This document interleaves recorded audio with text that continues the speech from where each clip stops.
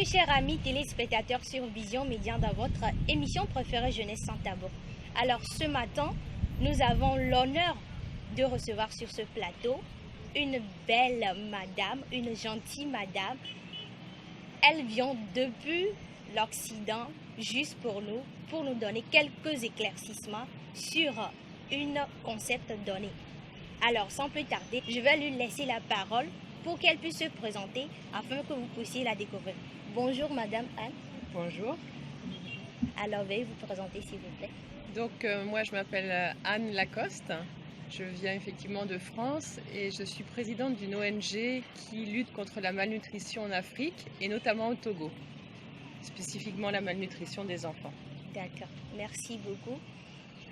Alors nous parlons de la santé, nous parlons de l'hygiène. Aujourd'hui, nous allons parler d'un mot, sinon d'une anomalie dont souffre notre société depuis fort longtemps. Aujourd'hui, avec ces différentes maladies qui minent la société, beaucoup de personnes ont tendance à ne plus penser à ce mot dont souffre la société. Il s'agit bel et bien de la malnutrition.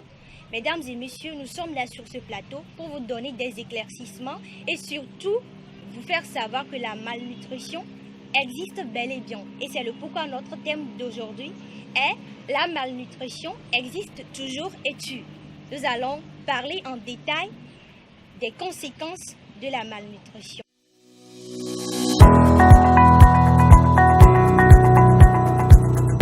J'ai toujours mangé sans faire attention à l'origine de ce qui se trouve dans mon assiette. Mais aujourd'hui, pour mon alimentation, je sais faire la part des choses, car plus ça vient de loin, moins c'est bon pour ma santé, plus c'est raffiné, moins c'est nourrissant. C'est pourquoi je consomme au quotidien les aliments produits et conditionnés sur les belles terres de mon pays, le Togo. Une grande variété de jus de fruits, de bons vins, de riz, de farine ou encore d'huile de cuisine, d'épices et de thé. Ce sont des dizaines et des dizaines de marques togolaises, des produits locaux qui me font du bien, quel que soit le prix. Parce qu'il n'y a que du bonheur à se servir près de chez soi, je consomme local. Et vous? Fier de consommer togolais.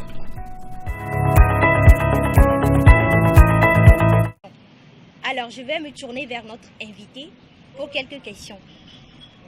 Alors, dites-nous, Madame Anne, qu'est-ce que c'est vraiment la malnutrition? Nous parlons de la malnutrition par-ci, la malnutrition par-là. Il y a beaucoup de personnes qui ne connaissent pas ce que c'est la malnutrition.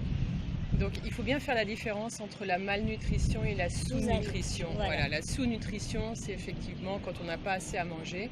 Mais ce n'est pas du tout le cas au Togo. Au Togo, vous avez une chance inouïe, c'est que la nature est très généreuse, elle offre beaucoup de choses. Mais cependant, on peut quand même être malnutri, donc mal nutri, on se nourrit mal, et ça provoque les mêmes problèmes que la sous-nutrition. C'est-à-dire qu'on est carencé, on manque de certaines choses, et donc ça peut provoquer des retards de croissance, la perte des cheveux, etc.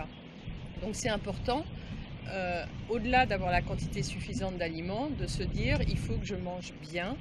Et c'est très important et je pense qu'ici on ne met pas suffisamment l'accent sur le fait que l'alimentation est un élément clé de la santé. Il y a une phrase d'Hippocrate, je crois, qui dit « ton aliment est ton premier médicament ». Si on n'a pas compris qu'il y a un lien entre alimentation et santé, alors on peut effectivement commettre des erreurs et se retrouver dans des situations de malnutrition. D'accord, merci beaucoup. Alors, est-ce que vous croyez qu'aujourd'hui, avec tout ce qu'on a comme problème de maladie, les gens pensent encore à la malnutrition, surtout en Afrique? Et en fait, on ne met pas forcément le mot sur le malnutrition, mais quand on va à l'hôpital et qu'on nous dit « vous êtes anémié, vous manquez de fer », il faut se poser la question du pourquoi on manque de fer. Ok, peut-être il y a le paludisme qui va accentuer ça, mais à l'origine, si on mange de tout, on ne doit pas manquer de fer. Et ici, il y a tout pour ne pas manquer de fer. Donc ça veut bien dire que par rapport à certaines pathologies, il faut aussi toujours se poser la question du pourquoi, et donc revenir à l'origine, et notamment voilà, des problèmes d'anémie, de carence, et l'anémie touche énormément de populations ici, sont notamment provoqués par la malnutrition. Donc on ne met pas le mot malnutrition, on va se dire je ne suis pas en bonne santé, je manque de fer, je suis allé à l'hôpital, on m'a donné des choses. Mais en fait, il faut se dire, ok, qu'est-ce que je peux faire pour corriger et comment je me nourris pour éviter cette situation. D'accord. Merci beaucoup. Nous venons de découvrir qu'il y a plusieurs facteurs qui sont à la base de la malnutrition. Mais ne pensez-vous pas que quand vous allez demander plusieurs personnes, qu'est-ce qui fait que vous avez eu manque de fer, vous êtes anémié, bon, il va vous dire, les médecins m'ont dit que je me nourris mal, mais moi je ne sais pas comment je vais faire pour bien me nourrir parce que je galère, je n'ai pas d'argent pour acheter les aliments bien équilibrés pour manger. Je trouve juste que je mange ce que je trouve à manger. Ils se contentent de leur faim en fait. Ils ne mangent pas pour la qualité, mais ils mangent juste pour couvrir leur faim. Est-ce qu'on pourrait dire que la sous-alimentation, peut-être la sous-nutrition, peut-elle conduire à la malnutrition? Mais il faut aussi prendre conscience qu'à budget équivalent, on peut bien se nourrir ou mal se nourrir. C'est un faux débat de se dire j'ai pas l'argent pour acheter, etc. Si on prend les protéines, d'accord, les protéines qui sont des aliments de construction et qui sont nécessaires, il y a des protéines d'origine animale, c'est vrai que c'est cher, la viande, le poisson, mais il y a aussi des protéines d'origine végétale, le pois, les lentilles, etc. C'est pas cher. Donc, moi, j'ai fait ce travail avec des mamans cantines, où on les éduque déjà pour leur faire comprendre les différentes classes d'aliments, et après leur faire travailler des repas à même budget. Donc, on fait des substitutions, on remplace une chose par une autre. C'est pareil quand on dit manger des fruits pour avoir des vitamines. C'est compliqué peut-être de distribuer des fruits à des enfants, d'accord, prendre une mangue, la mettre en morceaux, etc. Mais un jus de bissap, c'est pas compliqué du tout, c'est pas cher. Donc ce débat, c'est cher, je peux pas bien me nourrir parce que moi je vais chercher la satiété, je prends du riz, etc. Non, là, c'est de se dire, il faut un peu de tout. La malnutrition, souvent, il y a deux choses. C'est un repas équilibré, donc il faut un peu de tout, et diversifié. Un des gros sujets ici, moi que je travaille aussi avec les mamans cantines, c'est qu'en fait, par facilité, on fait un peu toujours la même chose. Et du coup, c'est ça qui génère des carences. Si on mange du riz tous les jours, eh bien oui, on va être carencé, alors qu'on aurait pu prendre un jour du riz, un jour des lentilles, un jour des baies, etc. Donc, la diversification, on ne l'imagine pas à quel point c'est aussi un facteur qui crée de la malnutrition quand on a l'habitude de faire toujours la même chose par situation de confort. Et ça, c'est la nature humaine. On fait ce qu'on sait faire, ce qu'on a appris.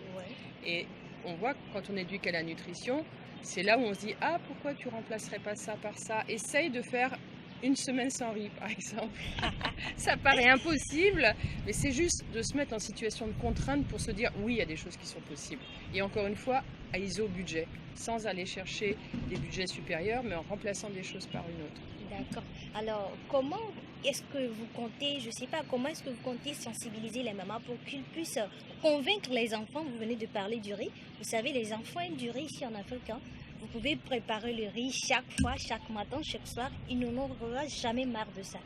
Comment est-ce que vous comptez sensibiliser les femmes pour convaincre les enfants de ne pas manger des repas, de manger des repas diversifiés au fait? Mais la situation, elle est la même partout. Je veux dire, en Europe, les enfants, ils aiment les frites, ils aiment les pâtes. Soit on décide de faire ce qu'ils aiment, soit on se dit, mais c'est pas ça le but de l'alimentation, c'est pas seulement faire plaisir à mon enfant, c'est qu'il soit en bonne santé. Et donc, ok, tu vas avoir du riz, mais je vais aussi te proposer quelque chose d'un peu plus innovant. Goûte, ça va être bon, je sais rien, des frites de manioc, etc. Bref, changer. Et on s'aperçoit que les enfants, en fait, ils aiment la curiosité culinaire, ils aiment changer. Donc, c'est pas un problème en soi, quoi. D'accord. Merci beaucoup, vraiment pour votre éclaircissement. Quel risque peuvent courir ces enfants qui se nourrissent mal?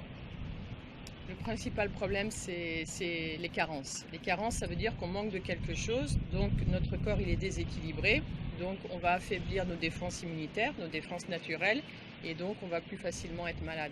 C'est pour ça que c'est vraiment important pour les mamans de comprendre ça, parce qu'on va se dire oui, ça sert à quoi de bien manger, mais c'est quand on est à l'hôpital que là on dépense de l'argent et qu'on pourrait se dire mais comment je fais pour éviter ça? Qu'est-ce que je dois changer dans mes pratiques pour éviter ça? Et c'est vraiment ça la sensibilisation à la nutrition. Donc ça passe par les mamans cantines parce que c'est elles qui préparent les repas dans certaines écoles.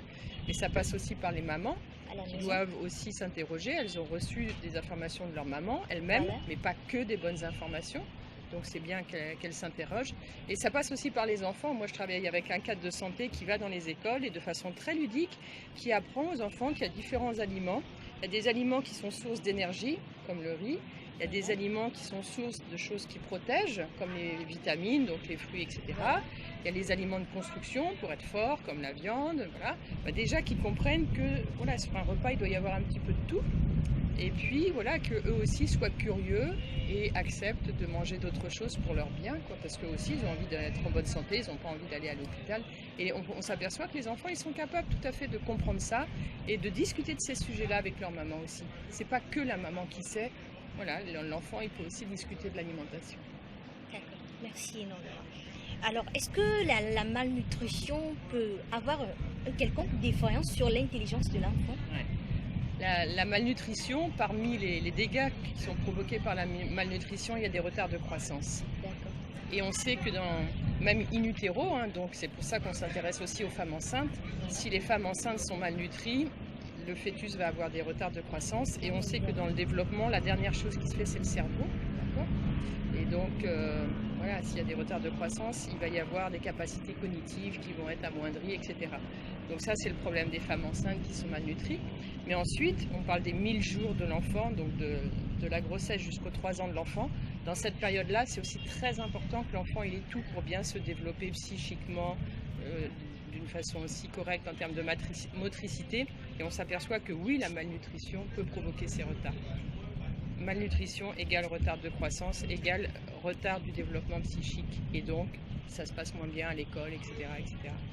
Ok, merci beaucoup. Alors, je crois que les téléspectateurs se rendent compte aussi de la gravité de la malnutrition. C'est vraiment pas une bonne chose. Alors, quand vous allez regarder cette vidéo, vous qui nous suivez actuellement, inspirez-vous des conseils, des paroles de notre madame, superbe madame Anne, pour diversifier vos repas, convaincre vos enfants à manger, présenter-les de nouvelles plats pour qu'ils puissent bien se nourrir. Alors, madame Anne, entre la sous-nutrition et la malnutrition, laquelle est la plus dangereuse selon vous? C'est sûr que la sous-nutrition est quand même plus dramatique que la malnutrition. Il faut avoir déjà de quoi manger pour se poser la question de manger équilibré, diversifié, etc.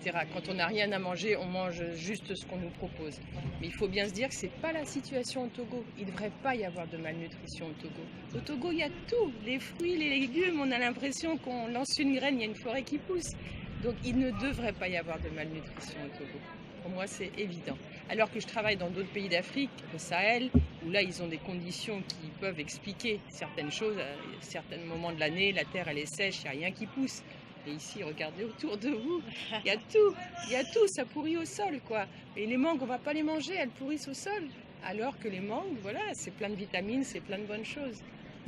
Lorsqu'on veut comparer le Togo au Sahel, bon, il y a beaucoup de diversification. Le Togo est bien riche en aliments plus que le Sahel. D'accord, merci beaucoup. Et je crois que nos chères mamans, nos chers parents vont en profiter de ça. La malnutrition tue beaucoup d'enfants. Il ne faut surtout pas l'oublier. Et selon l'ONU, plus de 14 millions d'enfants sont morts directement ou indirectement chaque année. Qu'est-ce que vous faites pour aider les enfants qui sont mal nourris? Alors, moi je travaille dans une ONG qui a un axe spécifique, c'est qu'elle lutte contre la malnutrition par la culture de la spiruline. Donc la spiruline, c'est une microalgue qui est très riche en fer. Donc quand on dit anémie, carence en fer, la spiruline est très intéressante. Et cette spiruline, elle est très facile à produire dans des pays comme le Togo. Donc ici au Togo, à Gouniogbo, il y a une ferme qui produit la spiruline. Et cette spiruline, eh bien, on la donne à des enfants anémiés parce que vraiment ça booste l'enfant grâce à ses propriétés nutritionnelles et notamment le fer. Donc en fait, moi j'ai plusieurs programmes où on teste des enfants dans les écoles et autres sur leur taux d'anémie. Donc un test hémoglobine avec une goutte de sang, on sait tout de suite si l'enfant est anémié. Et si l'enfant est anémié, il bénéficie d'une cure de spiruline pendant 6 semaines et vraiment ça le rebooste. Et ce que je veux dire, c'est que ça, c'est très bien, mais c'est curatif. C'est-à-dire qu'on a une situation qui est anormale, on corrige. Mais pour corriger, il faut aussi regarder quels sont les problèmes à l'origine. Et c'est pour ça que c'est aussi important de parler aux mamans de l'équilibre alimentaire, de la malnutrition, etc. Donc dans les maisons de la nutrition, les enfants viennent pour recevoir leur spiruline et ils viennent avec leur maman. Donc c'est vrai que c'est intéressant en ce sens que les enfants reçoivent la spiruline avec de la vitamine C et en même temps les mamans sont là et donc il y a tout un travail pédagogique qui peut être fait avec les mamans. Mais il faut jouer sur les deux tableaux. Corriger les enfants, c'est bien, mais voilà, s'intéresser à l'origine du problème, c'est encore mieux. Justement, quel travail pédagogique vous faites avec les mamans? Quel genre de conseils vous les donnez après vous avoir entretenu avec les enfants? Voilà, les mamans, déjà prendre conscience, première chose, aliment égale santé. Si on n'a pas compris ça, on n'est pas réceptif au fait de changer ses pratiques. Donc déjà, bien comprendre ça, voilà, il ne s'agit pas seulement de nourrir son enfant avec du riz, mais de lui donner tout ce dont il a besoin. Et aussi d'arrêter de penser que bien nourrir son enfant, c'est forcément cher. Forcément, on n'a pas l'argent pour la viande, etc. Mais on a l'argent pour le téléphone, on a l'argent pour la bière, etc. Et donc, combien ça coûte d'emmener son enfant à l'hôpital par rapport au fait de lui donner un petit peu de protéines chaque jour, etc. Donc voilà, travailler tous ces sujets-là pour lever les points de blocage, parce que, encore une fois, la nature est ainsi faite que quand on demande du changement, on a une résistance au changement, on se dit non, c'est pas possible, etc. Donc voilà, c'est travailler tous ces sujets-là pour se dire mais oui, c'est possible. Et on regarde qu'est-ce que tu as préparé comme repas la semaine dernière, et ensemble on se dit qu'est-ce qu'on aurait pu changer, etc. De façon à tout de suite donner les clés des solutions, pas les renvoyer chez elle en disant c'est pas bien ce que tu fais, il faudrait faire autrement. Mais concrètement, voilà qu'est-ce que tu as fait, voilà ce que je te propose pour la semaine prochaine. Et là, on peut commencer à travailler sur des changements de pratique. Alors, nous allons un petit peu toucher les activités que vous menez dans votre ONG. Est-ce que vous voyagez dans les écoles à autres, dans des maisons, bien peut-être vous organisez des événements pour sensibiliser les mamans et surtout vous occuper des enfants? Alors, il y a effectivement différentes actions. Donc, il y a des actions spécifiques dans des écoles. Où déjà, là, il faut caractériser les enfants pour que les parents comprennent que même si les enfants, ça ne se voit pas forcément quand on est carencé en fer. Le médecin le voit, il regarde la pupille, les cheveux, etc. Mais on a bien vu l'école d'Adjalé où on est, par exemple, que voilà, à part ce test sanguin, on décèle 50-70% d'enfants qui sont anémiés, qui sont en anémie modérée, ce qu'on appelle. Les anémies sévères, il faut tout de suite les envoyer à l'hôpital, qu'ils prennent du fer, etc. Mais on a à peu près 60-70% de la population qui est anémiée d'une façon générale.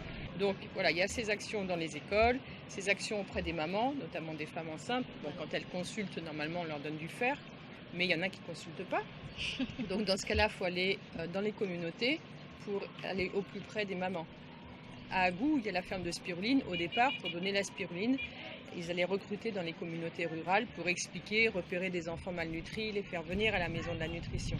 Et maintenant, comme les choses se savent, en fait, les mamans, elles viennent directement.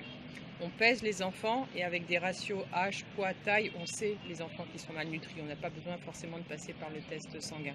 Donc les maisons de la nutrition, voilà, ce qui est important, c'est que les mamans, elles sachent qu'il y a un lieu où elles peuvent venir et voilà, on leur dit si leur enfant est malnutri et s'il est malnutri, il peut bénéficier gratuitement d'une cure de spiruline. Donc ça, c'est voilà, les actions à faire en premier pour vraiment sensibiliser, que les mamans comprennent que oui, il y a un sujet et qu'il faut le traiter. Et après, voilà, il y a du travail d'un peu plus longue haleine, ludique avec les enfants, pour se dire en fonction des saisons, quels sont les aliments sources de fer, quels sont les aliments sources de vitamines, voilà, pour prendre le réflexe de se dire oui, je mange des choses en fonction des saisons, en fonction de ce qui est bon pour moi, etc. Donc il y a vraiment du travail à très court terme pour soigner ceux qui sont en malnutrition et du travail à plus long terme pour faire changer les pratiques des mamans, des enfants. D'accord, merci. Merci énormément pour cet éclaircissement. Vous vous déplacez de temps en temps pour aller dans les fermes, dans les villages et aussi dans les villes. Comparant les enfants qui sont malnutris en ville et au village, quel est le taux? Est-ce que les enfants sont plus malnutris au village plus qu'en ville? Non, c'est plutôt en ville parce qu'au village, il y a tout. On se promène, on voit naturellement qu'il y a tout, il y a les fruits, etc.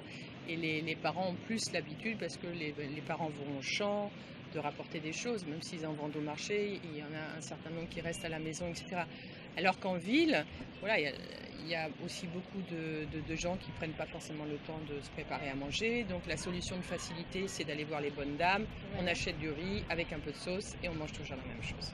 Alors, je profite de l'occasion pour inviter nos chers téléspectateurs à venir ici, là où actuellement nous faisons notre tournage, à Boba, pour venir acheter les produits locaux. Vous savez, pour acheter, il ne faut vraiment pas dépenser beaucoup pour acheter les produits locaux. Et acheter les produits locaux aussi, ça nous permet de manger de divers plats et ça nous permet de bien nous nourrir, comme vient de l'expliquer Madame Anne. Alors, je vous invite, venez acheter à Boba, tout est local, consommons localement. Ainsi, nous allons mettre fin à notre émission, votre émission préférée, bien évidemment. Nous allons dire un sincère merci à notre Madame Anne qui nous a accordé ce privilège d'être avec nous sur ce plateau. Merci beaucoup, Madame Anne, d'avoir été présente à notre invitation. Merci. Merci. Et je crois également que nos téléspectateurs, surtout nos mamans, c'est vous qui faites la cuisine pour vos enfants, pour vos maris. Je trouve également que vous allez tirer des conseils que Madame Anne vient de vous donner et que vous allez bien préparer à vos enfants. Vous avez trouvé des astuces pour les convaincre à bien manger. Et à votre tour également, je vous conseille d'aller mobiliser d'autres parents à bien préparer pour leurs enfants aussi. Merci beaucoup et à la prochaine.